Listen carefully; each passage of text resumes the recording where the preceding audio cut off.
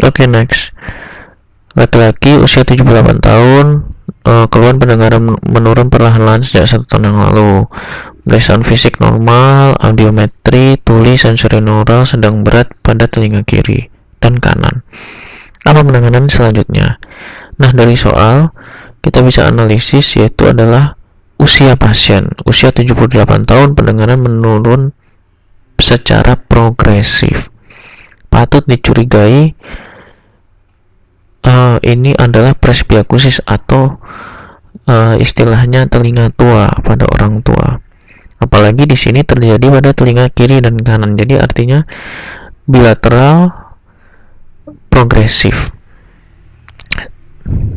Dan hasil audiometri itu sensorineural. Jadi memang ada degenerasi pada saraf-saraf pendengaran pada orang tua.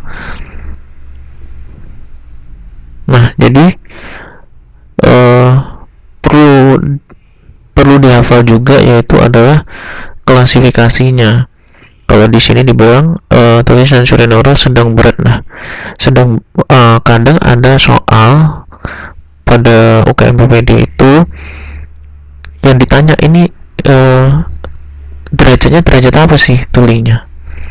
Nah, jadi kita juga harus hafal kalau normal itu dia itu bisa mendengar di bawah 25 desibel. Jadi makin tinggi, ibaratnya kalau kita bicara sama orang makin tuli dia, kita harus teriak. Jadi desibelnya makin, batas ambang dengarnya itu makin tinggi.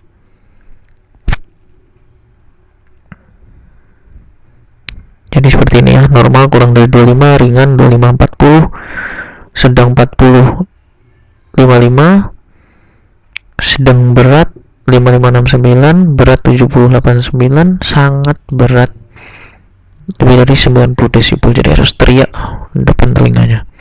Jadi tata laksana selanjutnya yaitu adalah paling penting adalah alat bantu dengar. Jadi alat bantu dengar itu diberikan pada pasien-pasien yang ada kelainan dari sensorineuralnya. Nah, gejala yang paling penting dari presbyakusis itu adalah cocktail party deafness, atau dia tidak bisa mendengarkan ketika keadaan berisik. Jadi DD-nya dari presbyakusis ini adalah otosklerosis. Dia itu adalah gejalanya paling khas parakosis wilisi. Apa artinya? Dia bisa mendengar dengan jelas ketika suasana ramai. Nah, kalau presbyakusis suasana ramai nggak bisa jelas dengarnya. Jadi cocktail party ya, ada pesta, deafness, ketulian. Tuli pada saat pesta, berarti orang tua. Okay, next. Perempuan 46 tahun, nyeri kepala berputar, mual muntah, telinga berdenging atau tinnitus, dan penurunan pendengaran tidak ada. Jadi soalnya agak menjebak, tidak adanya di belakang. Jadi harus teliti ya, apa diagnosis yang tepat. Nah, neuritis vestibular. Nah, jadi di sini ada tabel ya. Nih, tabel yang udah jadi rangkuman bahwa etiologi dari vertigo atau nyeri kepala berputar itu ada 4. Yang paling sering itu BPPV dan juga Meniere's disease di THT.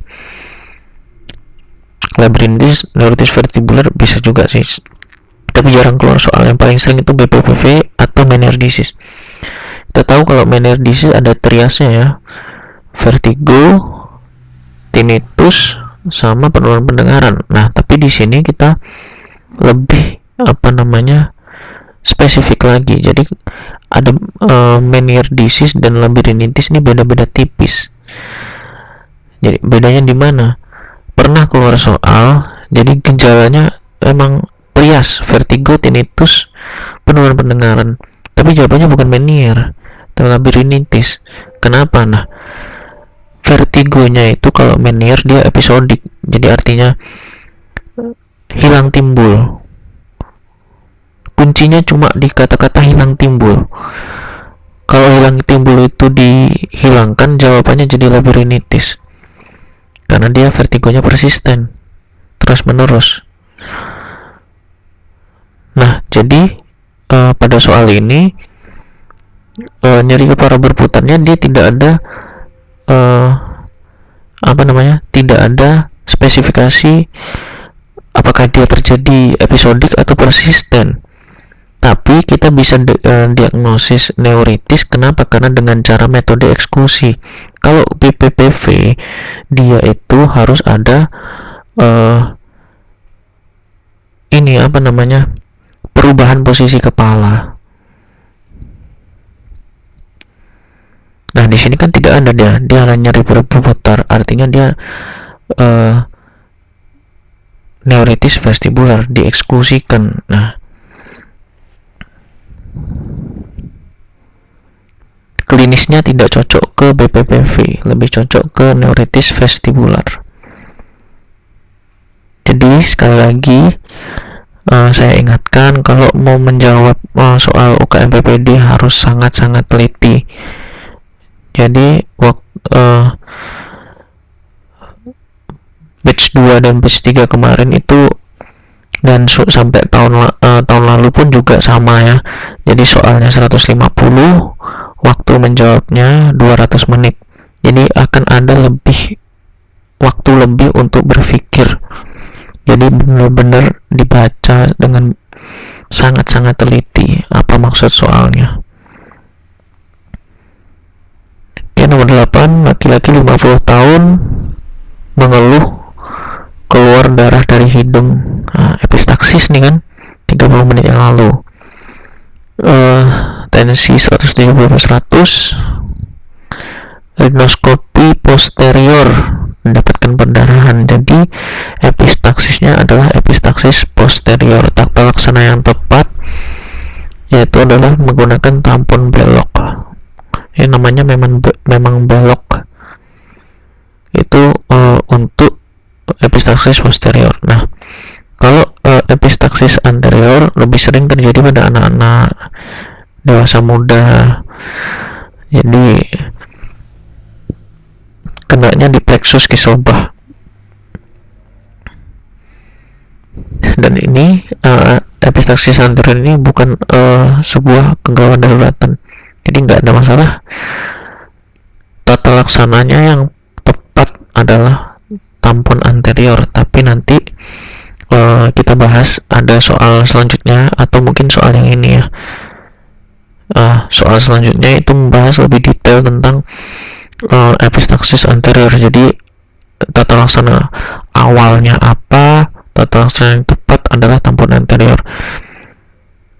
Nah, di soal ini kita lebih membahas di epistaksis posteriornya. Jadi epistaksis posterior ini lebih sering terjadi pada orang tua dengan penyakit hipertensi. Paling sering hipertensi. 80% epistaksis posterior karena hipertensi. Nah, ada juga soal yang menanyakan arteri apa yang terkena pada posterior, yaitu adalah arteri ethmoidalis posterior. Kalau ethmoidalis anterior itu kan epistaksis anterior, ya ini posterior, dan juga sphenopallatina. Nah, jadi ini adalah kondisi yang lebih berat daripada anterior, dan tata laksana yang tepat pada epistaksis posterior adalah tampon belok. Jadi ada gambarnya kan. Jadi cara memasukkannya adalah cara memasang tampon belok itu dimasukkan dari mulut. Sangat-sangat tidak nyaman untuk dirasakan sama pasien. Masukkan dari mulut, dan nanti tamponnya dikembangkan sampai ke nasofaring, dan juga ditutup lagi dari hidung di bagian depan. Jadi sangat-sangat tidak nyaman. Dan tampon belok ini dipertahankan itu 2-3 hari, maksimal 3 hari, tidak melebihi dari 3 hari. Oke, next. Laki-laki 51 tahun sesak nafas sejak 1 minggu yang lalu, dirasakan memberat sejak 1 bulan, didahului dengan suara serak. Nah, kalau kita menemui soal dengan suara serak, pasti mengarahnya ke laring. Suara serak sejak 3 bulan yang lalu. Ada disfagia atau gangguan menelan. Pasien seorang perokok. Tanda vital dalam batas normal kecuali pernafasan sesak. Pembesaran KGB. Nah, pembesaran KGB ini bisa infeksi TB, bisa karena keganasan. Laringoskopi indirect, temukan massa permukaan berbenjol-benjol. Nah, ini yang paling khas pada karsinoma laring, yaitu adalah massa permukaan berbenjol-benjol mudah berdarah. Itu adalah yang paling khas. Nah, jadi suara serak, lokasinya laring, permukaan berbenjol-benjol, itu tanda-tanda keganasan. Jadi adalah karsinoma laring. Itu jawabannya. Jadi algoritma berpikirnya, kita semakin banyak mengerjakan soal itu, kita jadi makin mudah menemukan poin-poin dari soal, dan itu bisa didapatkan dari latihan mengerjakan soal. Jadi makin banyak kalian mengerjakan soal, makin mudah mengenali poin-poin yang dimaksudkan dari soal. Jadi jadi seperti itu ya.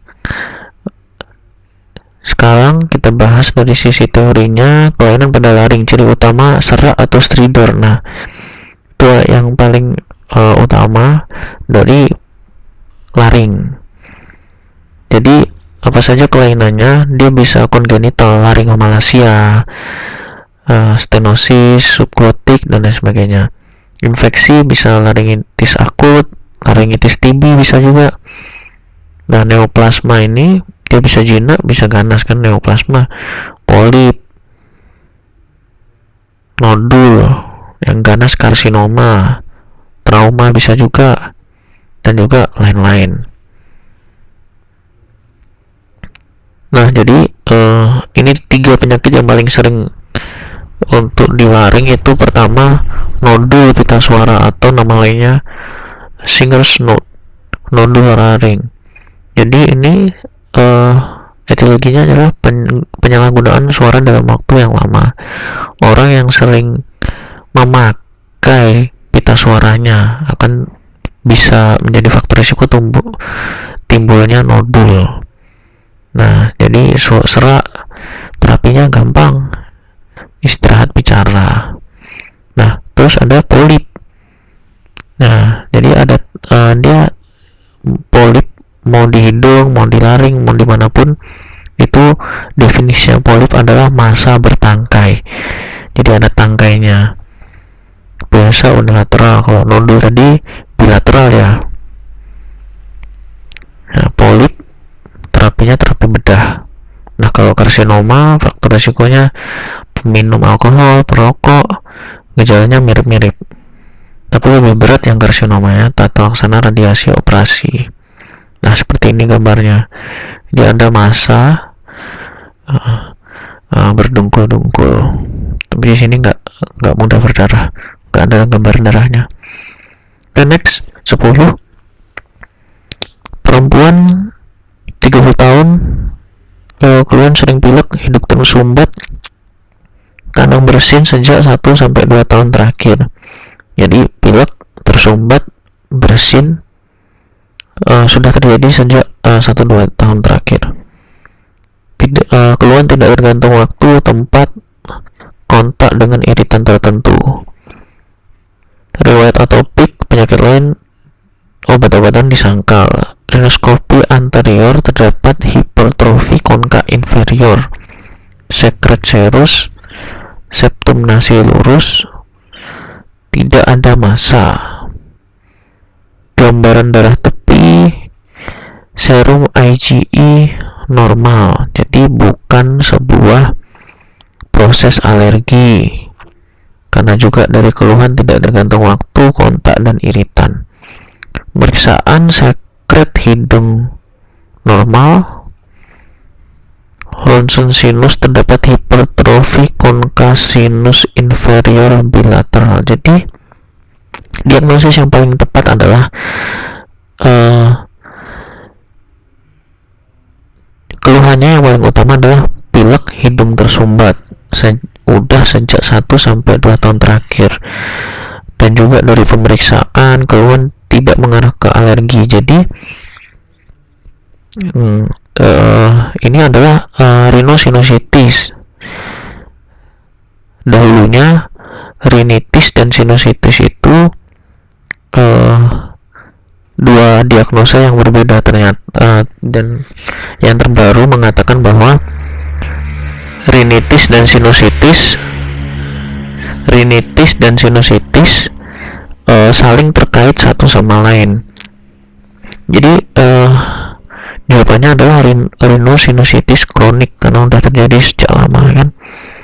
Nah, jadi kriteria diagnosisnya sekurang-kurangnya 2 atau lebih gejala di bawah: hidung tersumbat, sekret dari hidung, atau postnasal discharge. Postnasal discharge itu seperti kita menelan ingus, istilahnya seperti itu. Kita telan ingus, itu adalah postnasal discharge, seperti itu rasanya. Nyeri tekan wajah, nah ini untuk yang dulunya kita sebut sinusitis, kalau sekarang kita diagnosanya gabung ya, rhinosinusitis. Berkurangnya penciuman. Nah, kalau zaman sekarang berkurangnya penciuman atau anosmia, kita nggak curiga ke rhinosinusitis, curiganya ke COVID-19. Karena COVID-19 salah satu gejalanya yang paling khas, bisa dipastikan 90-99% anosmia itu COVID. Nah, itu intermezzo ya. Jadi itu diagnosis, kriteria diagnosisnya. Nah, ini ada pembagiannya yang zaman dulu ya, rinitis itu dibagi-bagi. Kenapa kok yang rinitis ini juga perlu disampaikan, karena